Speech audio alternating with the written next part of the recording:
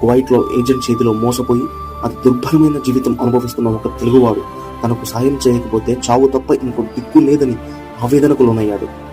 ఎవరైనా దయచేసి నన్ను అటు గడ్డకేయండి సార్, మీ కాళ్ళు పట్టుకుంటాను. లేదంటే ఇంకొక రోజు 2 రోజులు చూసి నేను ఆత్మహత్య చేసుకోవాల్సిందే సార్. నా వల్ల కావడం లేదు. మీకెవరికన్నా కానీ దయ ఉంటే నా పైన కొద్దిగా దయ చూపించండి. ఏడుస్తూ అతను చెబుతున్న ఒక వీడియో అందరికీ అది కేవలం ఒక వీడియోగా మాత్రమే కనిపించింది. కానీ నారా లోకేష్కి మాత్రం అందులో ఒక జీవితం కనిపించింది. అందుకే అది తన దృష్టికి వచ్చిన మరుక్షణమే మానవత్వంతో స్పందించారు. నీకు నేనున్నాను, అధైర్యపడద్దు అని అతనికి పొన్నంత ధైర్యాన్ని ఇచ్చి అతని కుటుంబం గురించి ఆరాధిశారు. కువైట్లోని అతని ఆచూకీ కనుక్కొని అతి త్వరలోనే అతన్ని మళ్లీ ఆంధ్రప్రదేశ్లో అడుగు పెట్టేలా చేస్తానని మాట ఇచ్చారు. అతని కుటుంబానికి అండగా నిలిచారు మంత్రి నారా లోకేష్.